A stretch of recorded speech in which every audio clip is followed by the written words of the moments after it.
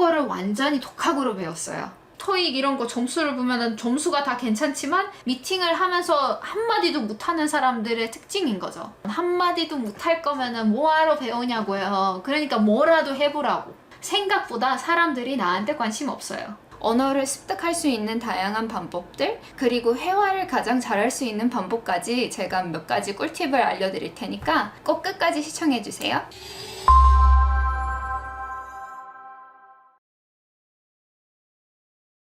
암튼 요약을 하자면은 첫 번째, 노출을 많이 시켜라. 이 언어가 내 귀에 슥슥 들어올 수 있게 노출을 많이 시키는 게 중요해요. 자막을 보면서 뭔가를 보게 된다면 그 자막과 그 들리는 언어를 우리가 무의식적으로 연결을 시켜놔요. 하지만 이거를 뇌에서 막 연결시키고 막 하는 게 오래 걸리니까 입 밖으로는 안 나온 거지. 환경을 만약에 바꿀 수가 없다면 노출시키는 거밖에 좋은 방법이 없어요. 예를 들어 예능 프로라든지 뉴스라든지 뭐 드라마라든지 뭐 그런 미드 같은 거 보시는 경우도 많으시고 자막으로 한번 보고 자막 없이 한번 보세요. 어느 정도 이걸 알아듣게 된다면 그 다음부터 뭘 해야 되냐면은 2배속으로 보세요. 2배속으로 보시면은 빨리빨리 캐치를 하기 시작해요. 저는 성격이 살짝 급한 것도 있고 좀 빨리빨리 하고 싶은 것도 있고 빨리 보고 싶은 것도 있고 좀 빨리 끝내고 싶은 것도 있고 할 것도 많으니까 이것도 하고 싶은데 저것도 하고 싶은데 시간이 없고 하다 보니까 한국 드라마라든지 예능 프로라든지 모든 걸 다 2배속으로 봐요. 그게 가장 좋은 방법이라고 생각합니다. 먼저 읽기 연습을 어떻게 했는지 알려드릴게요.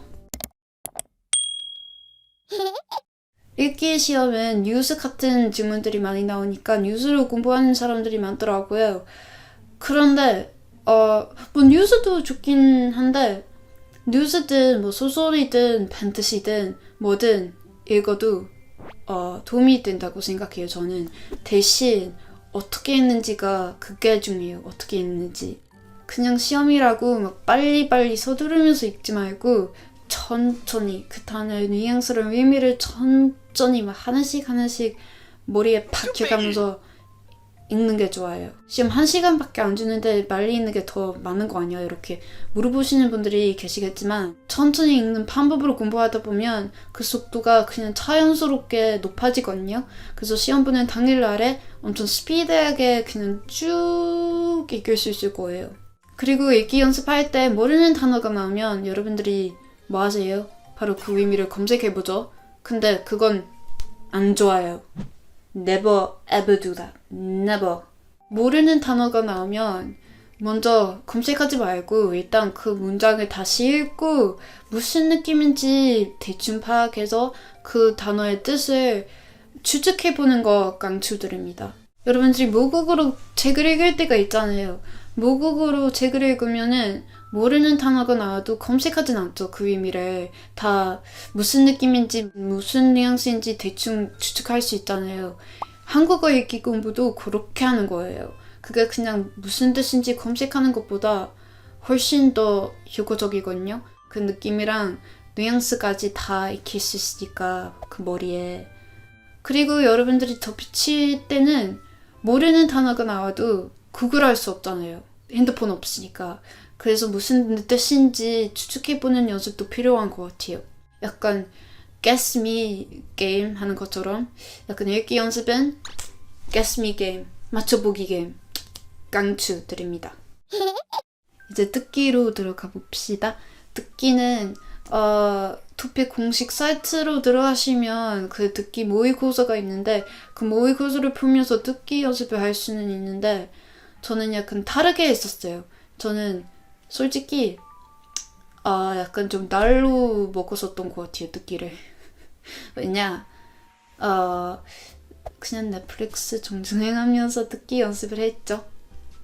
제가 그냥 넷플릭스 드라마나 제가 좋아하는 한국 유튜브 채널을 정주행하면서 듣기 연습을 했습니다.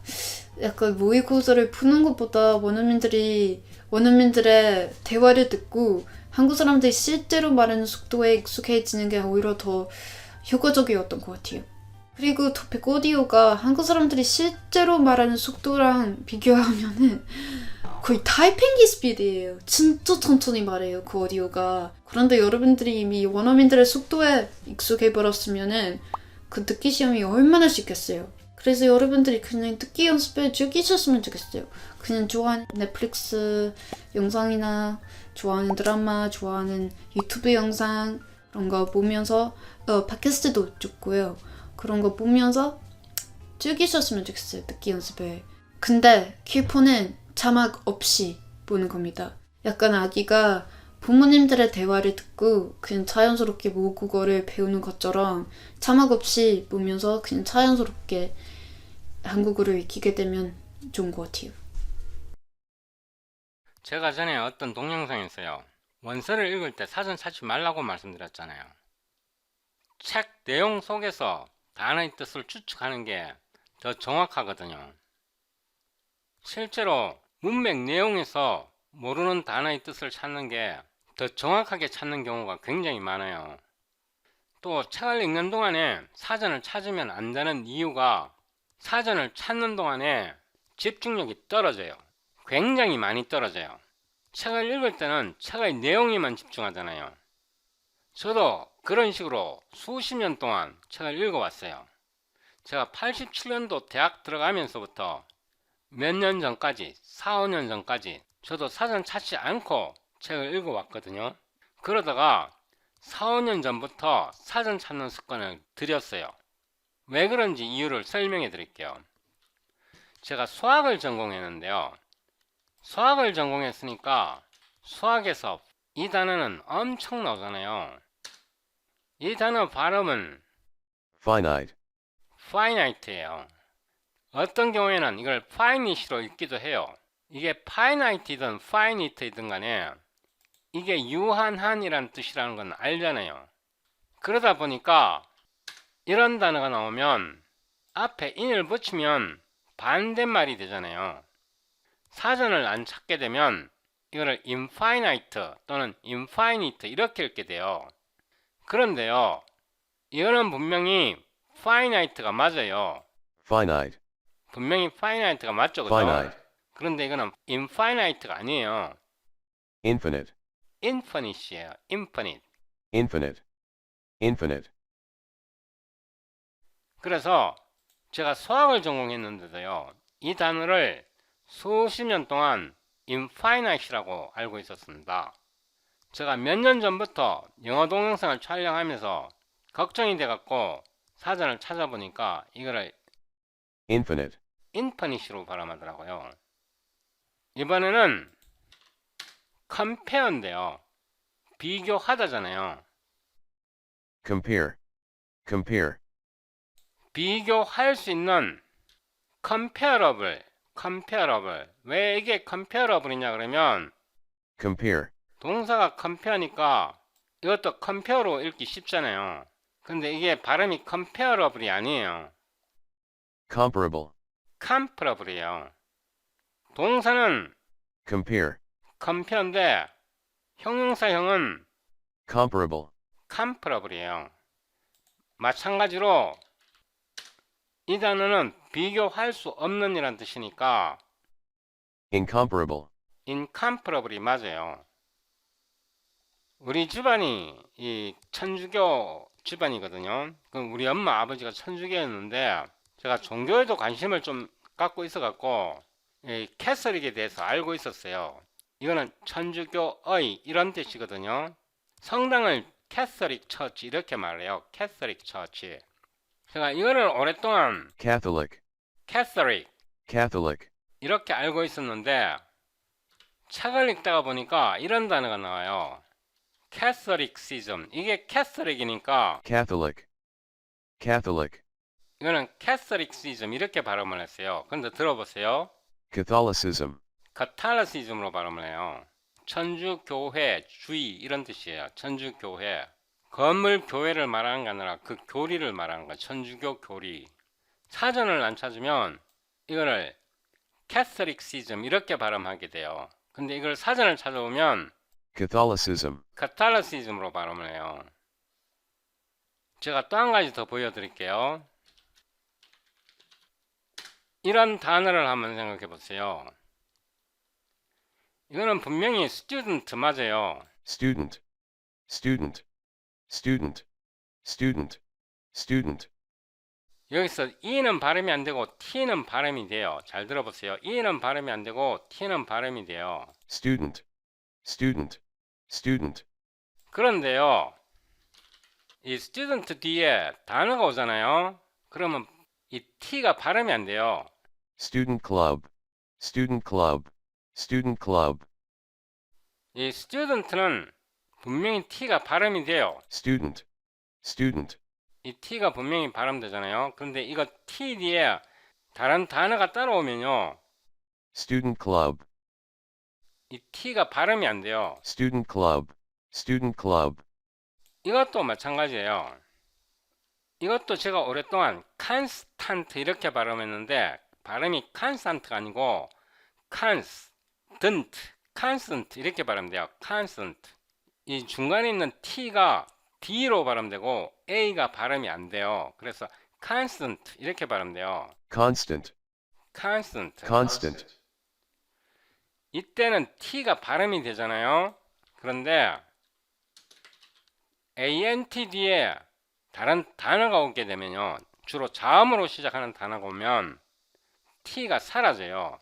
constant value, constant value, constant value 이렇게 되잖아요. constant 끝에 T는 요 T는 발음이 안 돼요. constant value, 이 경우에는 constant, T가 발음이 돼요. constant, 이 경우에는 T가 발음이 안 돼요. constant value, constant value, 우리말 같은 경우는 책을 읽을 때 사전 안 찾아도 돼요.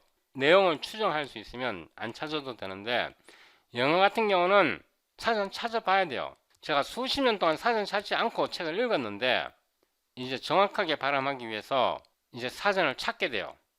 우리말은 표문자라 특별히 사전 찾지 않아도 맞춤법과 발음이 거의 비슷하기 때문에 사전을 안 찾아도 되는데 영어 같은 경우는 사전을 안 찾게 되면 나중에 발음이 엉망이 돼요.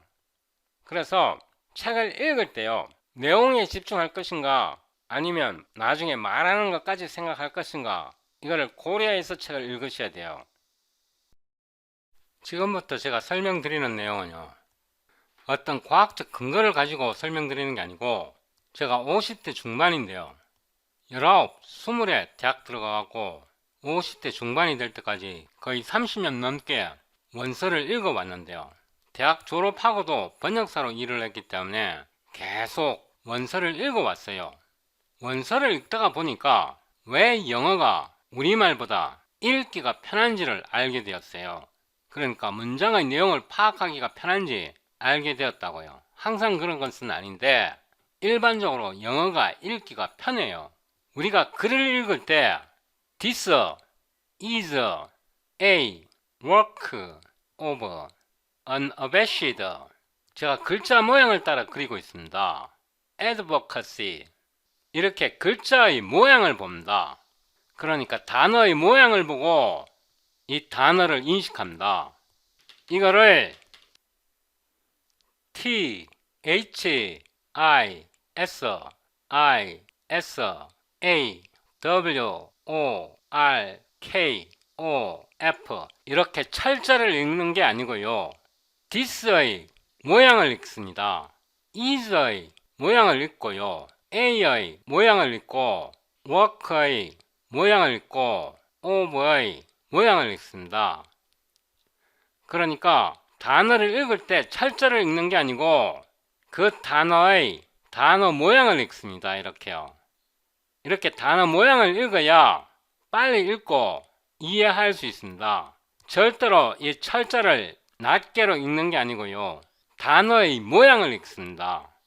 이거를 대문자로 다 바꿔놓으면요, 읽기가 불편해진다. 영어에 익숙한 사람도 이걸 다 대문자로 바꿔놓으면 모두 철자 하나하나가 다 사각형 박스에 들어가기 때문에 읽기가 어려워지고요. 이렇게 소문자로 되어 있으면 각 단어의 높낮이가 있기 때문에 단어의 모양을 보고 글을 읽습니다. 제가 1996년부터 전문 번역사로 일을 했는데요. 올해가 2024년이기 때문에 2년만 더 있으면 만 30년이 됩니다. 약 30년 동안 전문 번역사로 일을 하면서요, 아주 가끔 가다가 텍스트 본문이 대문자로 되어 있는 경우가 있습니다.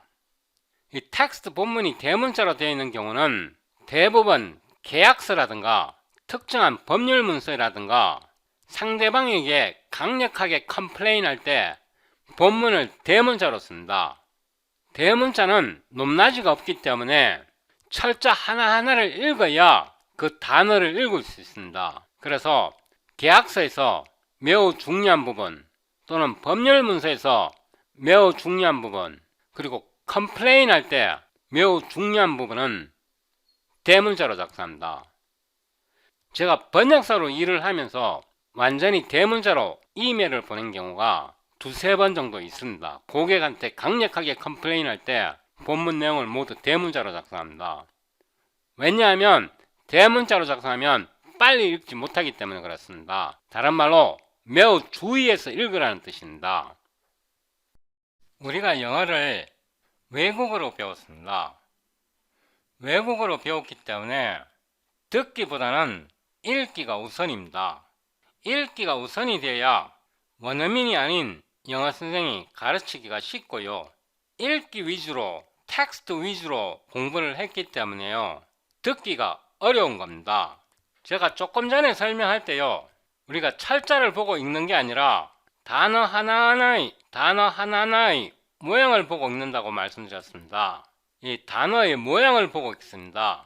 그러다 보니까 동영상을 시청할 때 자막을 켜고 들으면요. 우리는 텍스트에 익숙하기 때문에 자막을 읽게 됩니다. 그런데요. 말을 하거나 들을 때는 이렇게 단어 단위로 말하거나 듣지 않습니다. 이렇게 단어 단위로 말하거나 듣는 게 아니라요. 이렇게 연결됩니다. over, look 이건 날라가고요. A가 여기에 달라붙고요. 이런 경우에는 S가 A와 달라붙고요. 빨리 말할 때는 이 전체가 하나가 되고요. 말을 할 때는 우리가 단어 외운 것과 또는 눈으로 읽을 때와 인식하는 방법이 달라진다. 예를 들면요. 이 경우에는 I, want to가 하나로 묶여지고요. argue, in, favor of 이게 하나 달라붙습니다. 이렇게 말을 할 때는 단어끼리 서로 연결되기 때문에 그걸 듣고 인식하려면 거기에 익숙하지 않기 때문에 단어를 이렇게 분리시켜내기가 굉장히 어렵습니다. 어떤 동영상은 굉장히 듣기가 편하고요. 어떤 동영상은 듣기가 굉장히 어렵습니다. 굉장히 듣기 편한 동영상은 단어 단위로 발음해 줍니다. 굉장히 어려운 내용도 굉장히 듣기 편한 그런 동영상이 있고요. 내용은 굉장히 쉬운데 듣기가 굉장히 어려운 그런 동영상도 있습니다. 듣기가 편한 동영상은 이렇게 단어 단위로 읽어줍니다. 이렇게 단어 단위로 읽어주는 것을 enunciate라고 말합니다. enunciation이라고 말합니다. enunciation은 단어 하나하나를 정확하게 발음해주는 그런 말하기 방식이고요. 이 enunciation에다가 끊어 읽기까지 생각해서 끊어 읽기까지 고려한 경우를 articulate라고 부릅니다. 명사로는 articulation이라고 그러고요.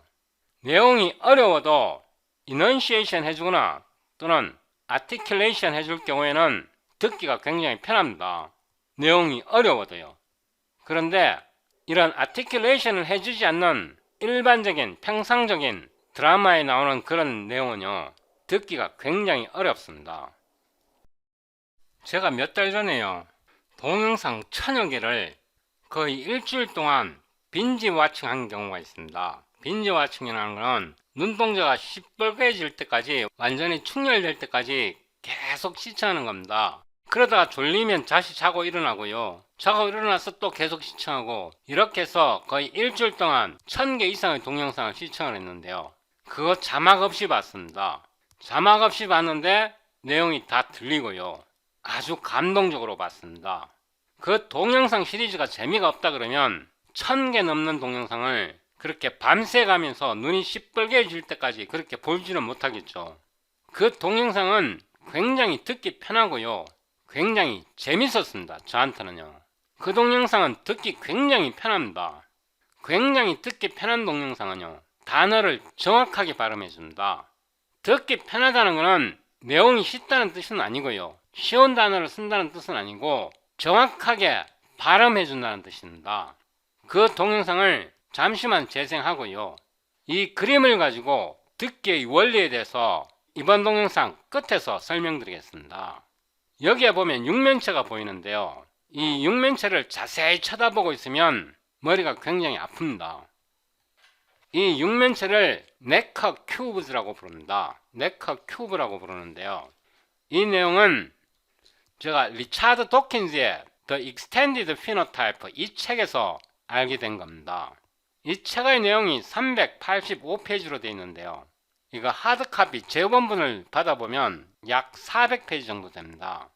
이 책에는 그림이 하나도 없습니다. 이 책 전체에 그림이 하나도 안 들어있고요. 한 페이지가 글자로 빼곡하게 차 있습니다. 그림이 하나도 안 들어있고 글자가 빼곡하고요. 내용도 굉장히 전문적입니다. 제가 수학을 전공했지 생물학을 전공한 거 아닙니다. 진화론을 전공한 게 아니고요. 이런 책 보통 사람 못 읽을 겁니다. 이쪽 전공 분야 사람 아니면 이런 책 읽기 어려울 겁니다. 그런데 저는 이런 책을 재밌게 읽습니다. 제 전공 분야가 아닌데도 재밌게 읽는다고요. 참고로 저는 이 리차드 도킨즈의 진화론에 대해서 찬성하지 않는 편입니다.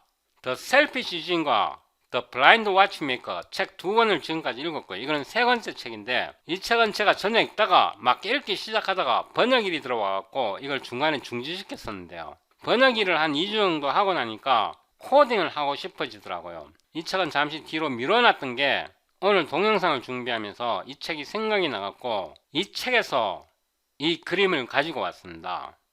이 그림이 네커 큐브라는 건데요. 이거를 보고 있으면 머리가 아파집니다. 이 그림을 뚫어져라 쳐다보면요. 이렇게 보입니다. 이렇게 보일 수도 있고요. 계속 또 뚫어져라 쳐다보면 이렇게도 보입니다. 그러니까 이 그림을요. 원래 그림을 뚫어져라 쳐다보면 이렇게 보이기도 하고 이렇게 보이기도 합니다. 이 그림을 뚫어져라 쳐다보면요. 요 꼭지점이 밖으로 튕겨져 나온 육면체의 꼭지점처럼 보이기도 하고요. 그러니까 눈과 가까운 꼭지점처럼 보이기도 하고 또 쳐다보면 이게 눈과 거리가 먼 육면체의 뚜껑과 옆면을 떼어낸 육면체처럼 보이기도 합니다. 이것도 마찬가지입니다. 이 그림도 요 꼭지점이 눈과 가까운 꼭지점으로 보이기도 하고요. 눈과 먼 꼭지점으로도 보이기도 합니다. 이거는 눈의 착시 현상입니다. 그리고 이거는요. 우리가 교육을 받아서 만들어진 이미지입니다. 이거를 육면체로 인식하는 것은 우리가 교육 트레이닝을 통해서 얻은 능력입니다. 듣기도 마찬가지입니다. 이거는 눈으로 지금 우리가 분석을 하는 거고요. 뇌에서 눈을 통해서 들어온 이미지를 뇌에서 분석하는 거고요. 듣기는 소리를 듣고 그걸 우리가 분석을 하는 겁니다. 뇌에서 분석을 하는 겁니다. 눈으로 보고 착각을 일으킬 수 있듯이 듣고도 착각을 일으킬 수 있습니다. 눈으로 보고 인식하는 것도 트레이닝, 훈련을 통해서 익혀진 거고요. 언어를 듣고 인식하는 것도 트레이닝, 훈련을 통해서 익혀진 겁니다. 우리가 교육과정에서 텍스트 위주로 눈으로 보는 인식에 익숙하기 때문에 듣기를 하게 되면 어렵게 느껴지는 겁니다. 그 어렵게 느껴지는 건요. 처음에만 그렇습니다. 조금만 진행하면 듣는 게 굉장히 또 편해집니다. 이런 내용은 잠시 후에 더 설명드리기로 하고요. 제가 굉장히 감동적으로 봤던 그 채널의 동영상을 하나 설명드리겠습니다. 유튜브에서요. 이 서펀트 하면 이거는 성경이 나오는 말입니다. 독사라는 뜻입니다. 독사에다가 ZA를 붙여서 서펜자 이런 채널이 있습니다. 구독자가 156만이고요. 이 채널에서 보면 이분이 남아공 사람입니다. 남아메리카 공화국 남아공 사람인데요.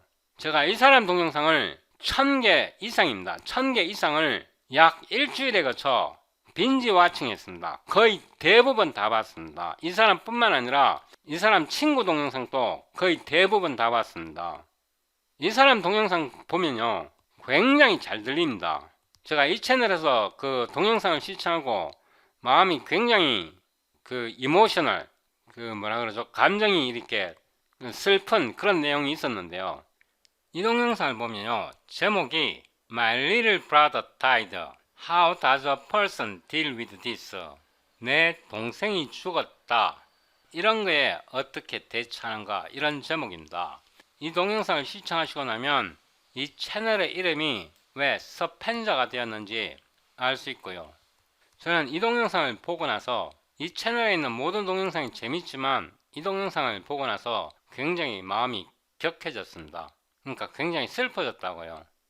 And the timing was just too strange because to feel as if my brother was coming to give me a hug and tell me it's okay minutes before the phone rang to say he had died is bizarre. Today's a different kind of a topic. I'm talking about my brother who died when I was a teenager. Now, there are quite a few reasons why I've decided to talk about this. This is something, I'll be quite honest with you, it's the first time I'll be talking about it and actually properly confronting myself. So it's going to be a little bit of an experiment, really, to see how things turn out. But what triggered me wanting to talk about this situation is a number of things. There have been quite a few tragic shootings in the US recently that have involved children and the kind of people that were my brother's age. And I know that there are people grieving at the moment and going through a lot of loss.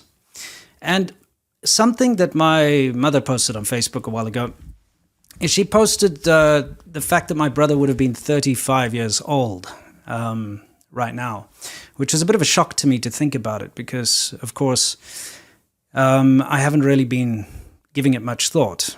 So I thought I'd start just by giving you guys a little bit of a background. It's like I said, this is more of a personal video, but the real reason I wanted to make this video is because I find it's very lacking when it comes to resources on how people can really deal with the loss of a loved one out there. I know for me and for many people, when you lose somebody close to you, it's devastating. It really changes your world. But when you go out there, other than some sort of religious stuff where, you know, people can kind of pat you on the back and say, don't worry, you know, your relatives in heaven or whatever, there's not really that much out there for people to really access as far as, you know, materials and things that can help them cope. Let's put it that way. So let's start out, first of all, with a little bit of a background about myself. That's me when I was about 2 years old, over there in the picture. I grew up in South Africa and had a rather different sort of an upbringing, I think, to most people. So let's take a quick look here, go through some of these old pictures.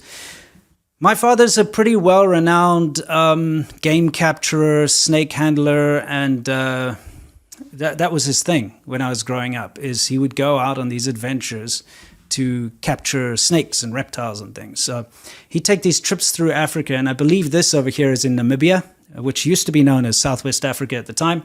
I'm there in my dad's arms up in that tree. So I was dragged around the country, and well, not the country, dragged around the continent, I should say, when I was young to different places on my father's wild adventures as he went out catching snakes and doing all these things. He actually has his own YouTube channel. It's called Surviving Africa. Later on, I'll put a link so you guys can check it out if you want to hear some of his crazy stories from his youth. But that's how it kind of started. I was an unexpected child because the doctors had told my parents that my mother wouldn't be able to give birth. But, you know, there I was. So I was a bit of an unexpected child. And for the first couple of years of my life, that was just me going around Africa with my parents and, you know, doing that sort of thing. Just... you know, that whole sort of lifestyle. And of course, I don't remember that particularly well because I was very young, but I do have some glimpses. Thing is, not that long after, about 2.5, almost 3 years later, my sister came onto the scene.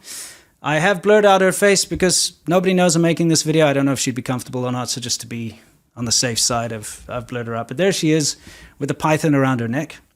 Like I said, there's a reason my channel is called Serpent ZA. And the serpent thing comes from the fact that I grew up around snakes. As you can see, you know, there with my young sister with a snake. There I am. I'm the second one next to the redhead over there. Also with a python around my neck. My birthday parties when I was a young boy were the most fun birthday parties because we used to go to my father's snake park. So my school friends would come and come to my birthday party there, and we'd be able to play with these huge pythons. Obviously, you know, there's someone there to make sure it doesn't kill us or anything like that. But, you know, that was kind of how things were when I was very young. But anyway, like I said, my sister came along, and that was kind of the way things were. I've never particularly gotten on well with my sister, but, you know, we're still on good speaking terms, and, you know, she's a good, very accomplished person in her life. So everything's kind of just carrying on that way. There I am with a tortoise of some kind, I guess, over there. Yeah, that's me. I always have worn a suit from pretty much right in the beginning. There I am at school, also wearing a suit. That's a public school in Cape Town.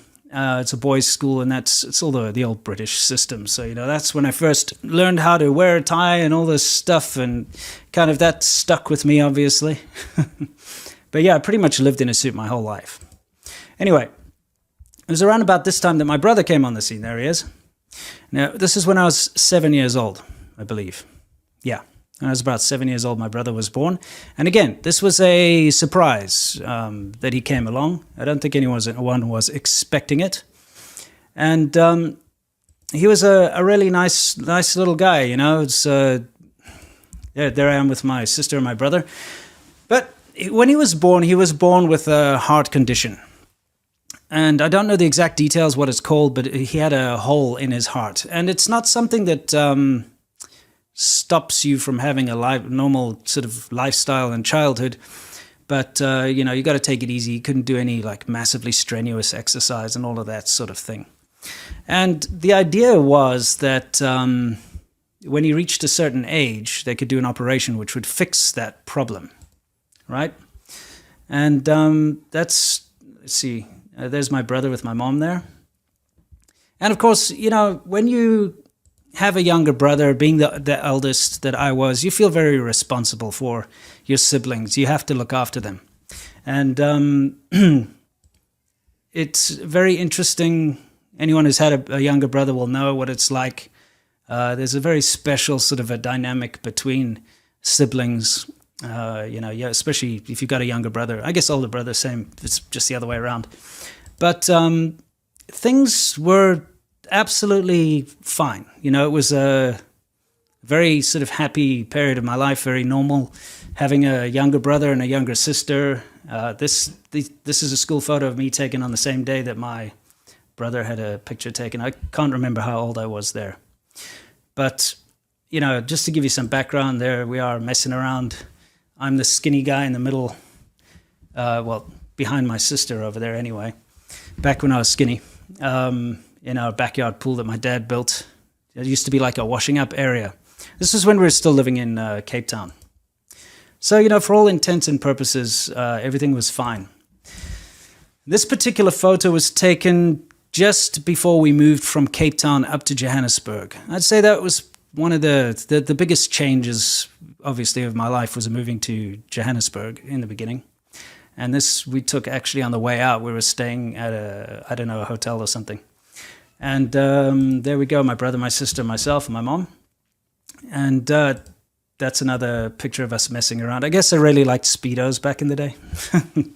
But, you know, that's pretty much it. That's more or less kind of where things came to an end. Was very short, I'd say fairly shortly after this, about 2-3 years after this. Everything was going well, and, you know, I was just in high school. I'd just gotten into high school, I believe, because in South Africa, when you're 13 years old, you get into high school.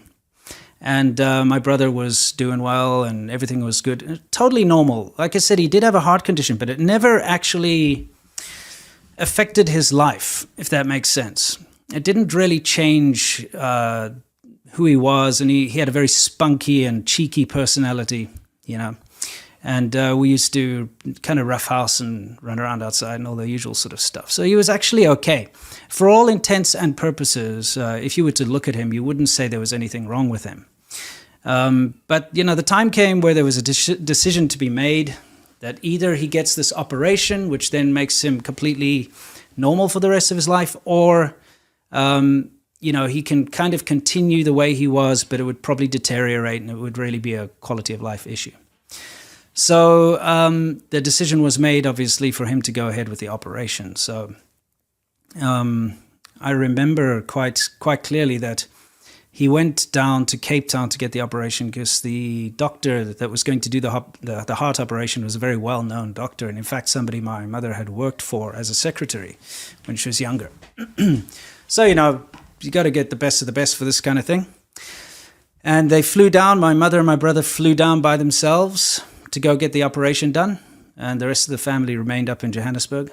And you know, it was a very surreal sort of a time, I'll tell you what, because some things kind of happened. But I'd consider myself a fairly open-minded person, you know, when it comes to, well, life in general. I don't like to discount things. You know, I don't believe in ghosts or anything along those lines, but at the same time, I'm not going to completely say, hey, you know, it's all bullshit and there's nothing to any supernatural stuff or whatever the case. I don't believe in supernatural stuff, but at the same time, I'm not going to completely cut it off as a possibility, if that makes sense to you. So, you know, it was a very weird experience that I've never talked about this before, really. I think I told my parents that's about it, but, you know, there was a very weird feeling that I got while my brother was down in Cape Town getting his operation. It was obviously during the operation, but how do I talk about this? Yeah, just give me a second. So, you know, every time I watch a documentary and someone's talking about something that's like personal and I kind of choke up a bit, I always feel like they're putting it on a bit, but I guess it's not always the case. You got to really calm yourself down. So I was just sitting on my parents' bed. I was sitting at the edge of the bed, and I had this almost like a feeling, almost, I wouldn't call it a vision or anything, but I had this feeling of my brother giving me a hug and telling me that it was okay, you know? And, okay, give me a second. Yeah, anyway, so I had that feeling, and then we got the phone call that he had died. And it was tough. It's tough to process. And still is, really. Yeah. Give me a second. Drink some water. I'll be all right. I'm actually not an emotional type of person, so it's a bit weird. But anyway, it was pretty much, I believe, at that time that I just blocked it all away. And it's first time I'm talking about this. So anyway, I don't know my brother's birthday, and I haven't thought much about him when I can help it. That makes sense. 제가 이 동영상에 한 3분의 1 정도 재생을 했는데요. 나머지는 이 동영상을 참조하시도록 하고, 여기 동생이 죽을 때 이분이 13살이었대요. 뭐 13살이면 아직 어리잖아요. 많이 어린데 이 동영상 나머지 부분을 시청해 보시면 굉장히 가슴이 찡할 겁니다. 제가 일부러 자막을 표시를 안 했는데요. 이 동영상을 들어보니까 어렵나요? 그렇게 어렵지 않을 겁니다. 그런데요, 굉장히 듣기 어려운 동영상도 있습니다. 예를 들면 이런 동영상입니다.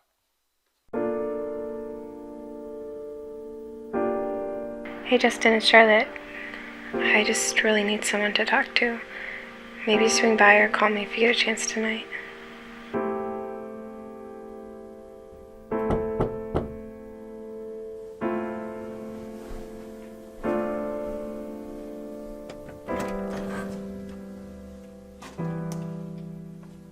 You okay? Kind of. I'm just so mad that I can't get over him. I don't even know what I liked about him in the first place. Me neither. It's just that, you know, we were together all the time, and I moved to the city to be near him, and all of his friends were my friends, and now they're not, and I'm like really, really alone. No, but really, you're literally the only one. You'll find more friends. Better friends. I'll introduce you to some of mine. They're pretty awesome. We all just have to stay in the doorway. I should let you sit down.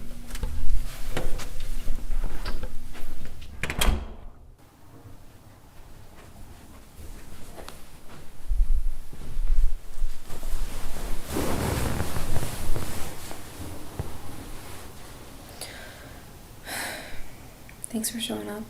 Sorry I'm such a wreck. You're fine. You're gonna be fine. Yeah, except for I've been telling myself that for weeks. When does it get easier? I don't know. Nobody ever dates me, so I never get that far. It's gonna be okay.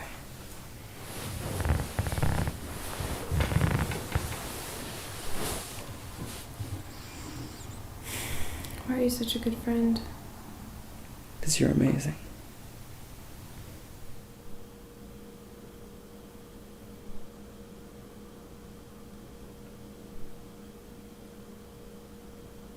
I've been thinking a lot lately, and I care about you a lot, and I think you deserve somebody who cares about you, who treats you right, and we've been friends for a long time, but maybe I feel like more than that. I guess I just think I'm not ready yet. And I just am going through a lot right now, and I don't think I'm ready. That's okay. I can wait. It's just, I don't know if I can promise anything. But you could see us together.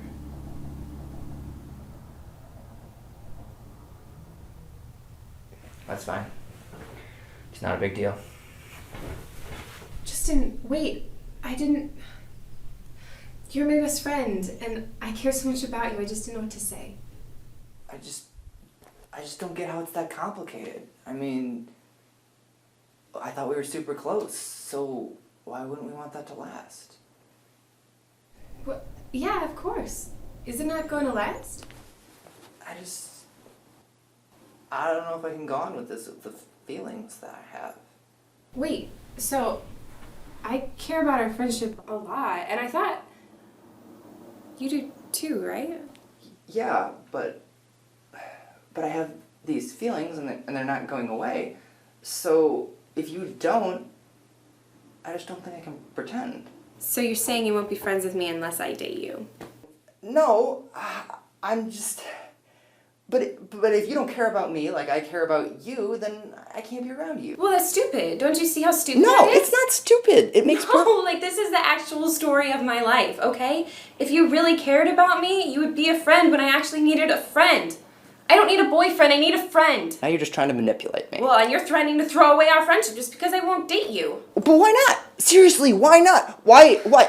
I think the world of you. Do you not think the world of me? Like, what is it? Am I not hot enough? Am I awkward? You're not my type.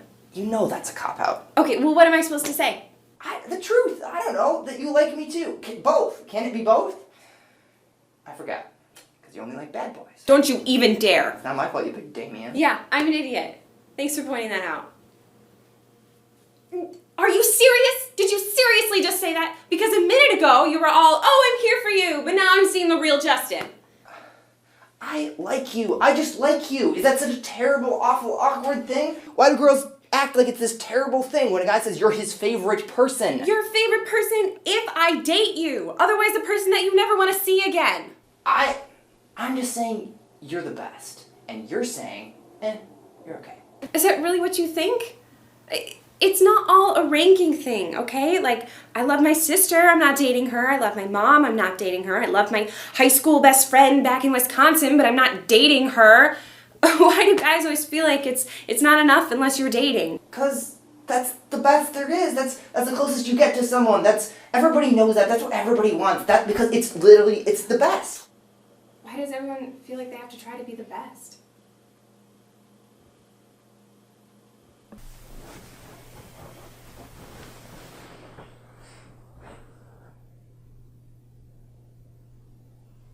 Why can't everything just stay how it was?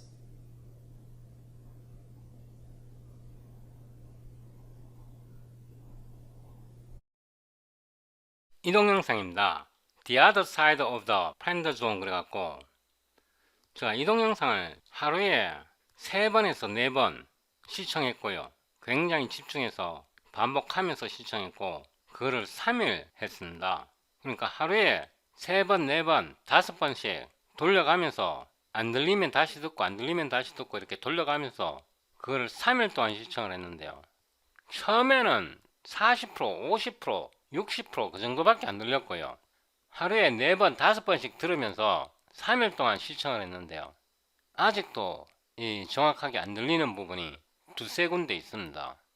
두세 군데 그 안 들리는 부분은 제가 관련된 단어나 표현을 모르기 때문에 그럴 거라고 생각합니다. 그래도 두세 군데 빼고는 이제 다 들리고요. 이걸 자막으로 만들어서 아래 설명란에 링크를 넣어 놓겠습니다. Yep, this is definitely the dress. Right? What do you think? Hello? How good do I look? Oh, good. Good, sorry, yeah. Yeah, Blake is gonna be real mad he missed date night, right? Earth to bestie. Sorry, yeah, Blake's gonna love it. Who are you texting? Nobody. Okay, well, obviously you're texting somebody. I'm texting Stephanie's friend, Emily.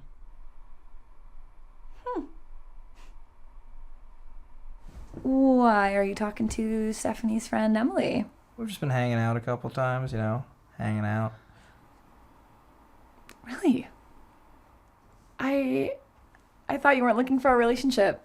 Yeah, I wasn't. No, you said that last week. You were like, I'm not looking for a relationship. Yeah, well, things. Remember that? I do. Things can change. How long has this been happening? Just a couple of weeks. She's coming over tonight, actually. So. Awesome. That's so awesome. Yeah. I am so happy for you. Oh my god, my bestie's finally getting some. Yeah. Thank God. Yeah. Obviously, it's nothing serious though, right? Sorry, what? I said, obviously, it's nothing serious though, right? Well, You don't actually like her, right? You're just using her. I don't know. It doesn't mean anything to you. I don't know. I mean, I really haven't felt like this intensely about somebody since Since what? just in a while. So. Let's do something tonight. But aren't you hanging out with Blake tonight? Let's get wine drunk, watch a rom-com, something like that. No. And I'd love to. Obviously. You would love to. It's just that remember Emily's coming over tonight, so. Claire? You can blow her off, right? I mean, I guess I could, but I don't really want to. Mikey, come on, I'm ditching Blake. We've been together for like 3 years. You've hung out with this loser, like one time? You can blow her off. Yeah, but actually, I've sort of been seeing her a lot. We're kind of like dating. Shut the fuck up. What? Like, shut the fuck up. When were you gonna tell me? Wait, So do you really like her? Do I love? I don't. Do you love her? No. Yeah. Okay, if me and Emily were hanging off a cliff, who would you save? Both of you. I'd save both of you, obviously. Just answer the question, Mikey. I don't know. I'd sacrifice myself. Aw, that wouldn't do anything. Who would you save? I don't know. I don't know. What the fuck do you mean you don't know? I mean, I don't know. I don't know what I do. I'm dangling off the side of a cliff here. But Emily is also dangling off the Save side of me. the cliff. I'm basically choosing which one of you I have to kill, and that's not an easy decision. Just let her die. But I like her. But you love me.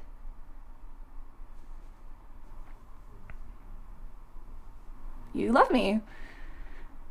Right? Love you? What? No, that's. Mikey. Do I love you? I've loved you. No, what are you crazy? Somebody, hey, somebody call the crazy police, right? Everybody, call the crazy police because Claire's acting like a goofball terrorist. Mikey. Wee woo, wee woo. Here come the crazy police. Mikey, you love me. I've known for like forever. So, let me ask you again. Who are you gonna save? That stupid bitch who you don't love, or me, who you're in love with?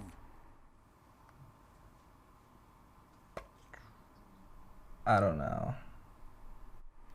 Just say it. Claire, can you not do this to me? Just say you'd save me.